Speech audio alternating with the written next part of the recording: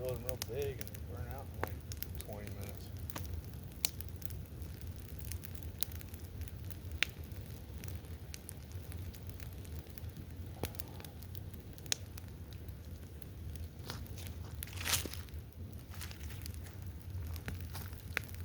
Ah, toasty on the bone.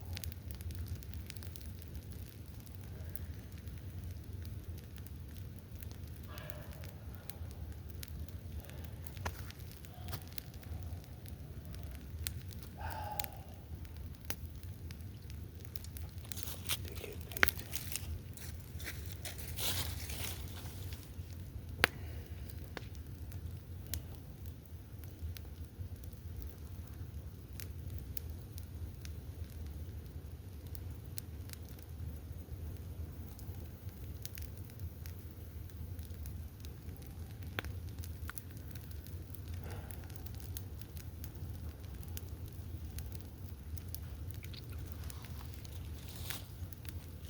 Should have brought more beer. What am I doing? Don't. It's almost home. Guess I'll sober up until I go back to the house.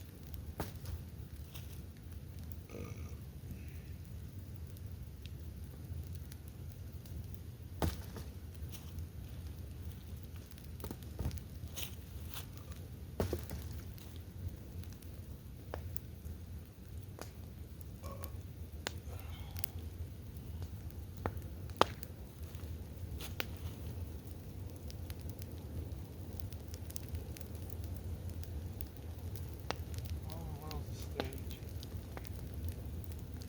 And all the men and women, they're the players. They have their exits and their entrances. One man in his time plays many parts. That's being 7 ages. First, the infant, mewling and puking in the nurse's arms. Then the whining schoolboy, his satchel and shining morning face, creeping like snail, unwillingly to school.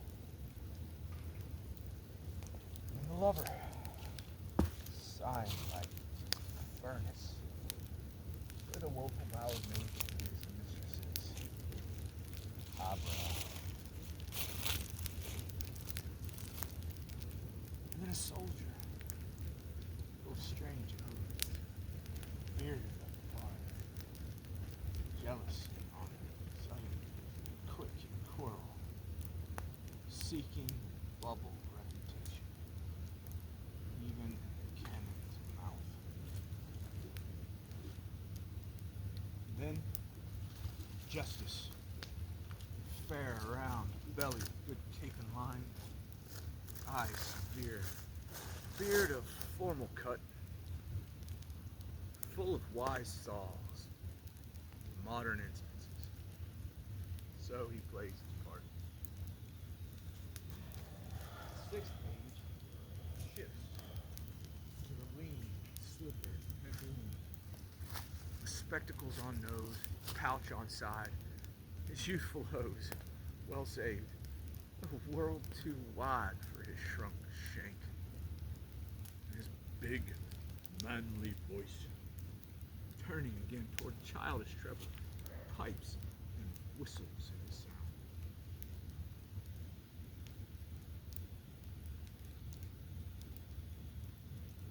Last scene of all, begins the strange event of history. Second childishness, mere oblivion.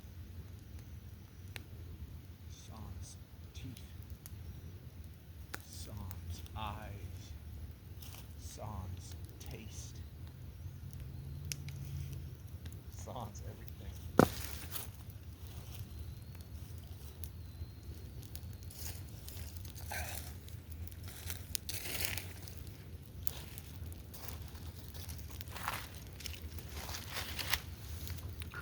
Wonder if that worked.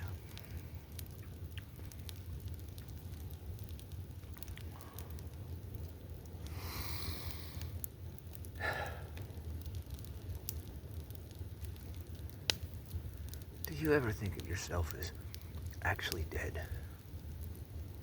Lying in a box with a lid on it? Nor do I. Really. It's silly to get depressed about it. I mean, one thinks of it like being alive in a box. One keeps forgetting to take into account the fact that one is dead. And that should make all the difference, shouldn't it? I mean, you'd never know you were in a box.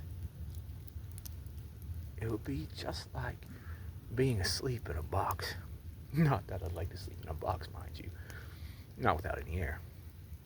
To wake up dead for a start, and then where would you be? Apart from inside a box. That's the bit I don't like, frankly. That's why I don't think about it.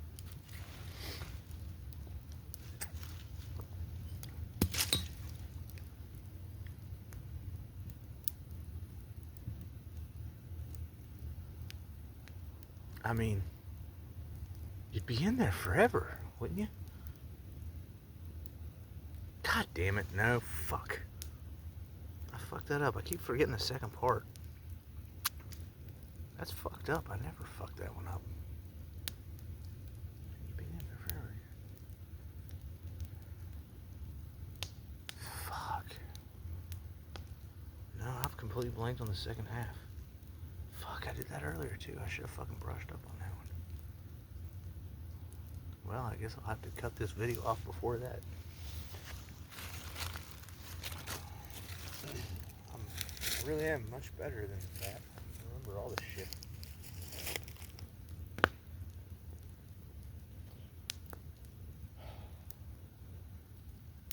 To be or not to be, that is the question. Whether it's as noble in the mind to suffer the slings and the arrows of outrageous fortune, and take arms against a sea of troubles by opposing in them, to die, to sleep no more, and by a sleep to say we end the heartache and the 1,000 natural shocks that flesh is heir to.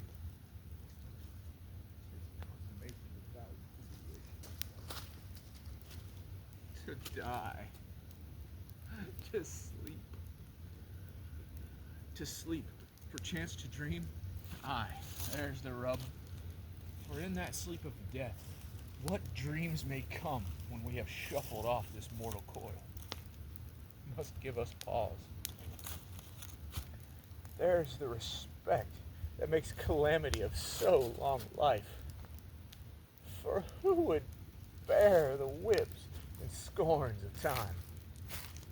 The oppressor's wrong, the proud man's contumely, the pangs of despised love, the law's delay, the insolence of office, and the spurns that patient merit of the unworthy takes, when he himself might his quietus make with a bare bodkin. Who would quarrels bear to grunt and sweat over a weary life, but for that dread of something after death?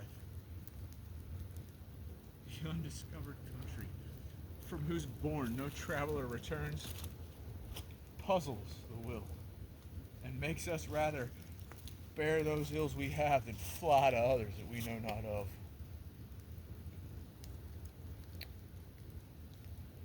Thus conscience does make cowards of us all. And thus the native hue of resolution is sicklied o'er with the pale cast of thought, and enterprises of great pith moment with disregard their currents turn awry and lose the name of action.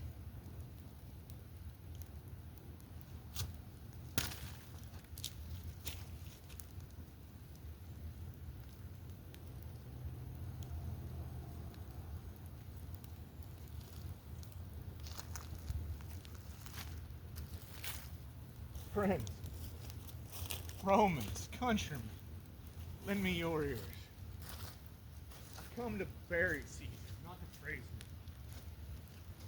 The evil that men do lives after them. The good is often turret with their bones. So let it be with Caesar. The noble Brutus had told you Caesar was ambitious. If it were so, it was a grievous fault. And grievously hath Caesar answered. Here, under leave of Brutus and the rest, for Brutus is an honorable man, so are they all honorable men. Come I to speak in Caesar's name. He was my friend, faithful and just to me. But Brutus says he was ambitious. And Brutus is an honorable man. He hath brought many captives home to Rome, whose ransoms did the general coffers fill. Did this in Caesar seem ambitious?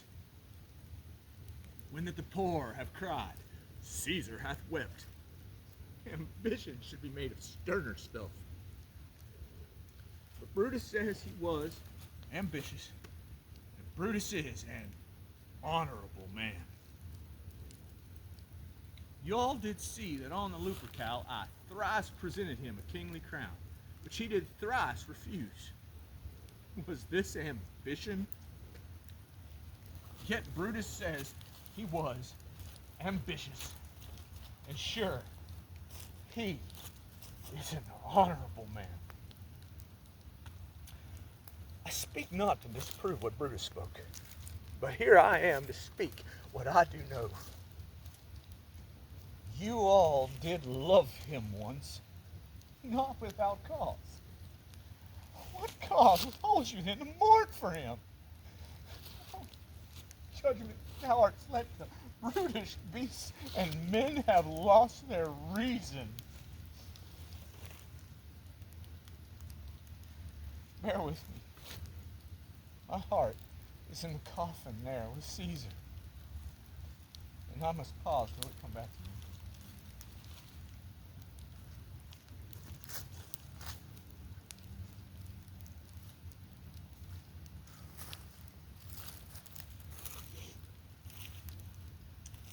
You have tears. Prepare to shed them. You all do know this mantle.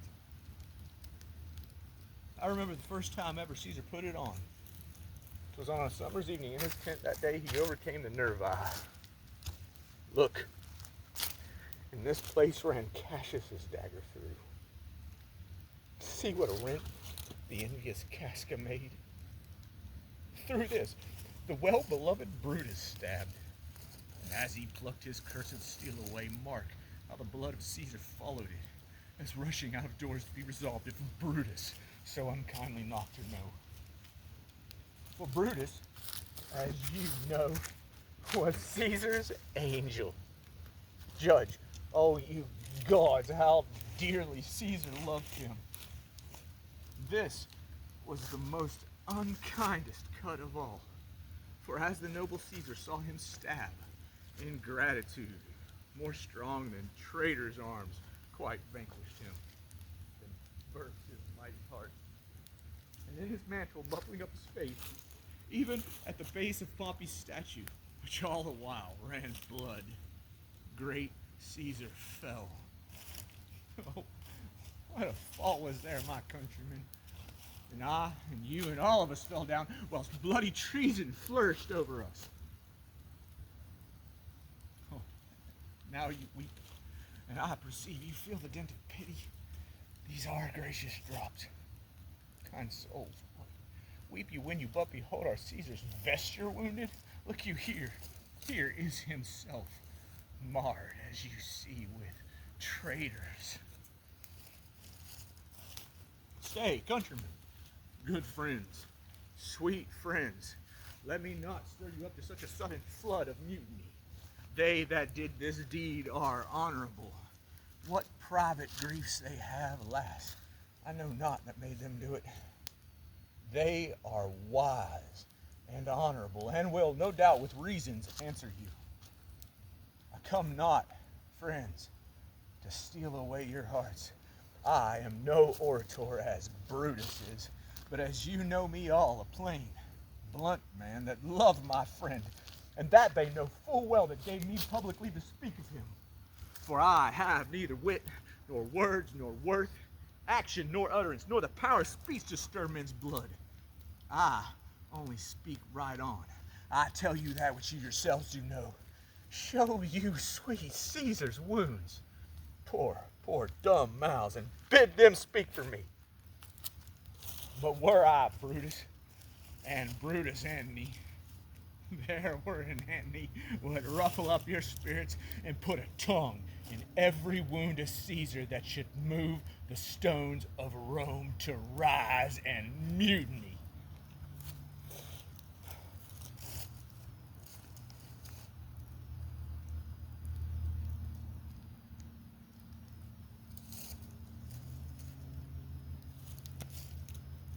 Let it work. Mischief thou art afoot. Take thou what course thou wilt.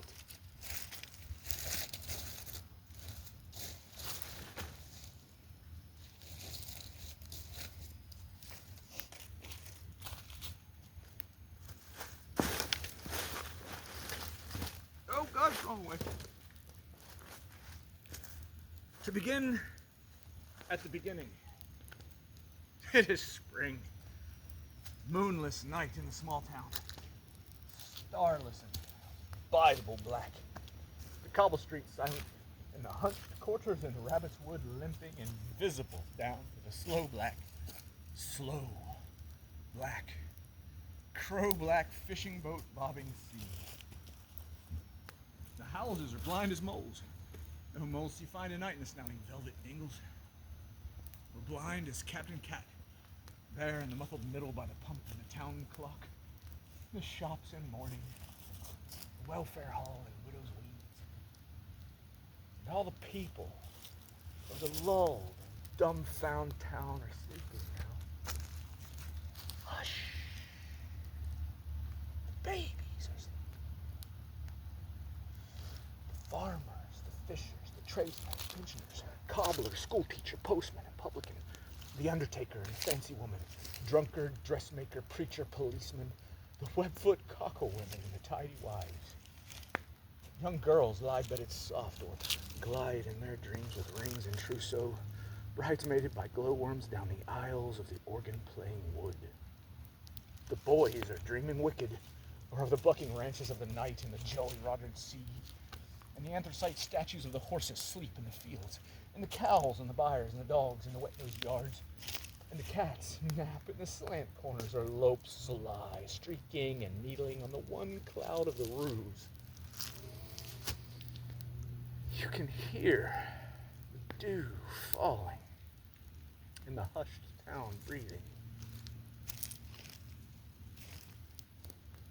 Only your eyes are unclosed to see the black enfolded town fast and slow asleep.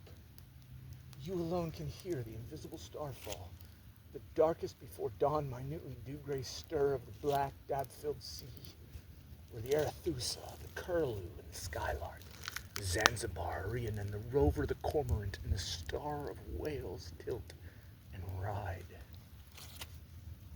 Listen. Just night moving in the streets. Salt, slow, musical wind in Coronation Street and Cockle Row. It is the grass growing on the Rickham Hill. Dewfall, starfall, the sleep of birds in Milkwood. Listen.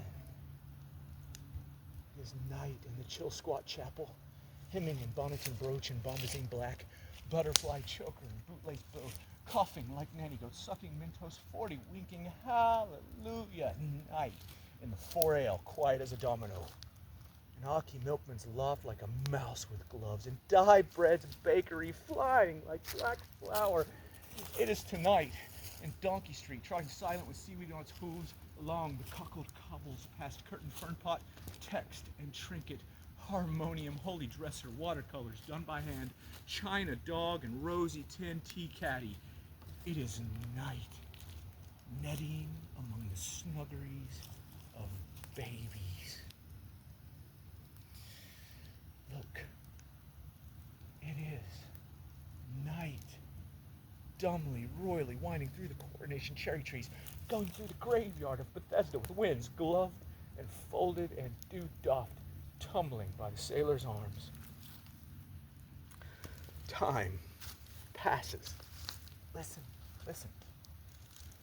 Time passes. Come closer now. Only you can hear the howls of sleeping in the streets, in the slow, deep, salt, and silent black banished night. Only you can see in the blinded bedrooms the combs and petticoats over chairs, the jugs and basins and glasses of teeth. Thou shalt not on the wall, and the yellowing dicky bird watching pictures of the dead. Only you can hear and see in the eyes of the sleeper the movements and colors and mazes and countries and dismays and rainbows and tunes and whistles and flight and fall and despairs and big seas of their dreams. From where you are, you can hear their dreams.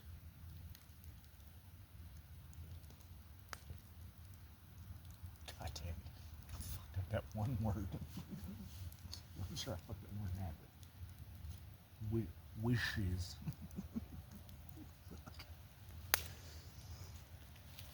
I'm a little drunk, but I feel like I'm doing this pretty well. I'm remembering a lot of lines. Let us discuss this bright and beautiful life of mine.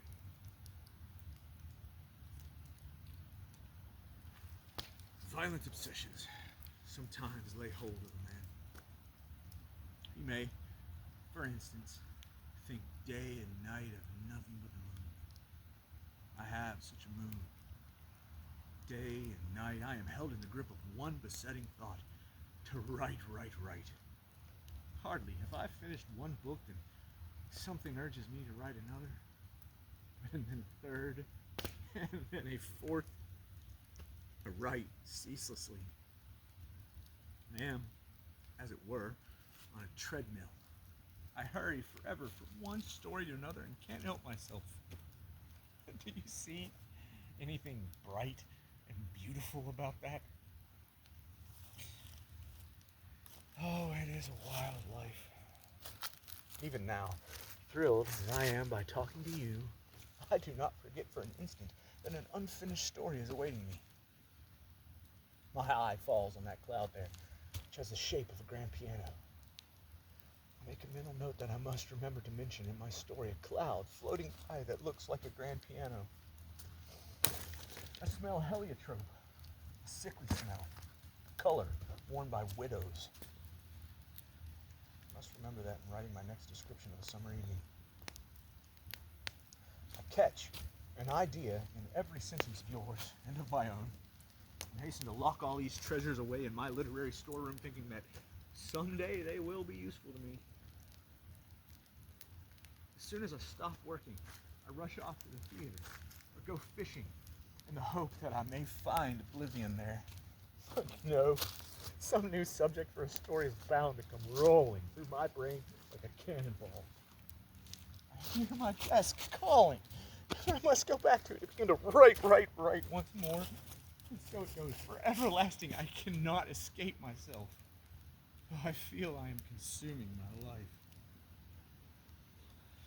To prepare the honey that I feed to unknown crowds, I am doomed to brush the bloom from my dearest flowers, to tear them from their stems and trample the roots that bore them underfoot. Am I not a madman? Should I not be treated by those who know me as one suffering from a mental illness? And yet it is always the same old story. Till I begin to think that all this praise and admiration is a deception, that I am being hoodwinked because they know I am crazy. And I sometimes tremble lest I should be grabbed from behind and whisked off to an asylum. Do they still have that?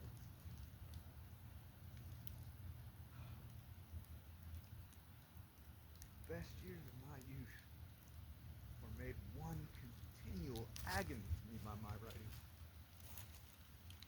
The young author, especially if he's yet to make his first success, feels clumsy, ill at ease, and superfluous in the world. He is irresistibly attracted to literary and artistic people and hovers about them unknown and unnoticed, fearing to look them bravely in the eye, like a man with a passion for gambling whose money is all gone. I did not know my readers. For some reason, I imagined them to be distrustful and unfriendly. I was mortally afraid of the public.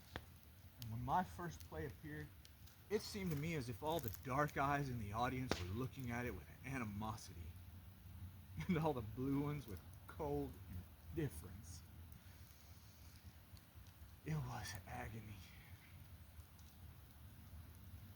And yes, writing is a pleasure to me, and so is reading the proofs. But no sooner does a book leave the press than it becomes odious to me.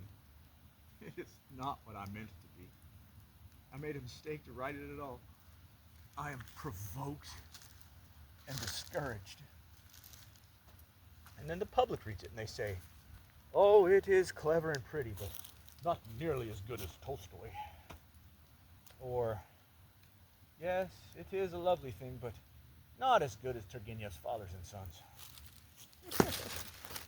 And so it will always be. To my dying day, I shall hear people say, "Clever and pretty." Clever and pretty and nothing more. And when I am gone, those that knew me will say as they pass my grave, "Here lies Trigorin, a clever writer, but he was not as good as Turgenev." And perhaps you think I am spoiled by my success. What success? I have never been pleased with myself. As a writer, I do not like myself at all. The trouble is, I am made giddy, as it were, by the fumes of my own brain. I hardly know what I am writing. I love this lake, these trees, the blue heaven. Nature's voice speaks to me and wakes a feeling of passion in my heart, and I am overcome by an uncontrollable desire to write. But I am not only a painter of landscapes. I am a man of the city besides. I love my country, too, and her people. I feel that, as a writer, it is my duty to speak of their sorrows, of their future, and of science and culture and the rights of man and so forth. And so I write on every subject, and the public hounds me on all sides, and I race and dodge like a fox being chased by dogs. I see life and knowledge flitting away before me, and I am left behind them like a man who has missed his train at the station. Finally, I come back to the conclusion that all I am fit for is to describe landscapes, and that whatsoever else I attempt rings atrociously false.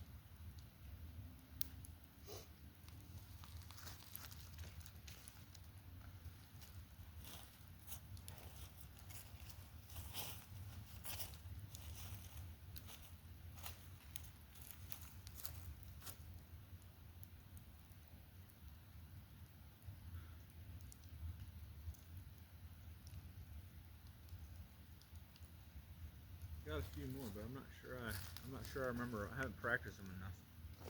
There's some Adam Sienkiewicz. No, I don't think I practiced those enough. I could probably do the Ubu monologue, but I don't know. I'm sure I want to do that one. Let's see. Yeah.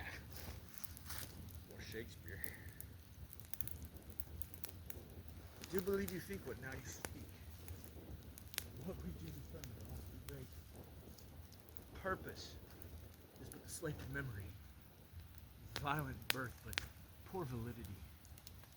Which now, like fruit, ripe, sticks on a tree, but fall unshaken when they mellow be. Most necessary is that we forget to pay ourselves what to ourselves is debt. What to ourselves in passion we propose, the passion ending doth the purpose lose. The violence of either grief or joy, their own enactures with themselves destroy.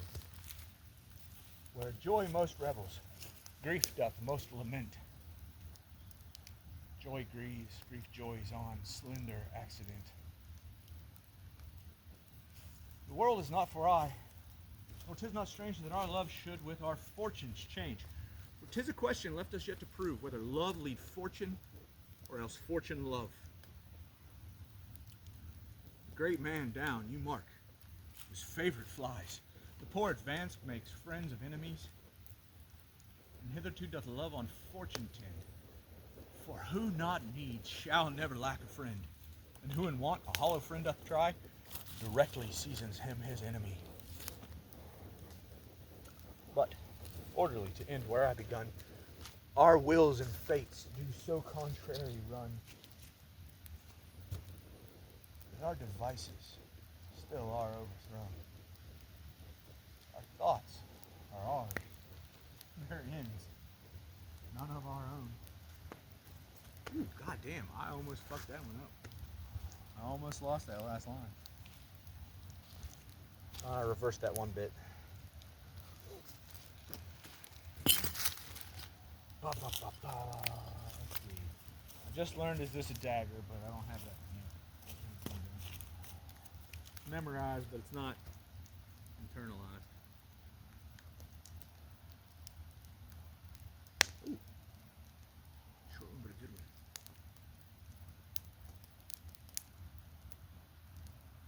You should have died hereafter. There would have been a time for such a word.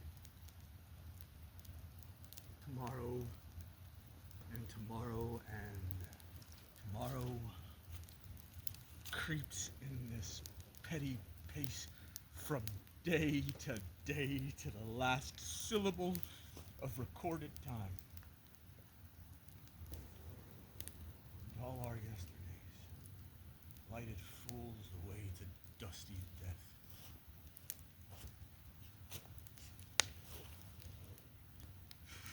Out, brief candle. Life's but a walking shadow. A poor player that struts and frets his hour upon the stage. It is heard no more. It is a tale told by an idiot, full of sound and fury, signified nothing.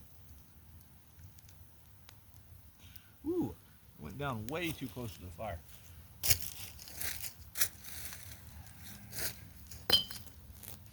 Ow! I really need another beer. I should have brought more beer.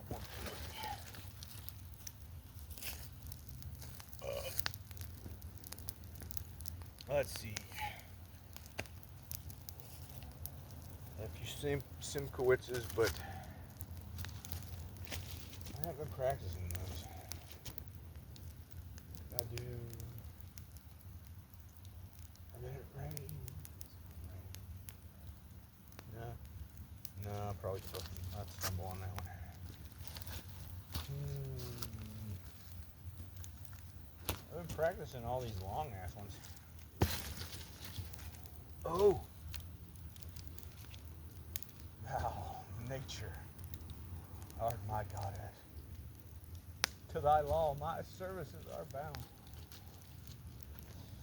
Wherefore should I stand in the plague of custom, and permit the curiosity of nations to deprive of me, For that I am some 12 or 14 moonshines lag of a brother. Why bastard? Wherefore base?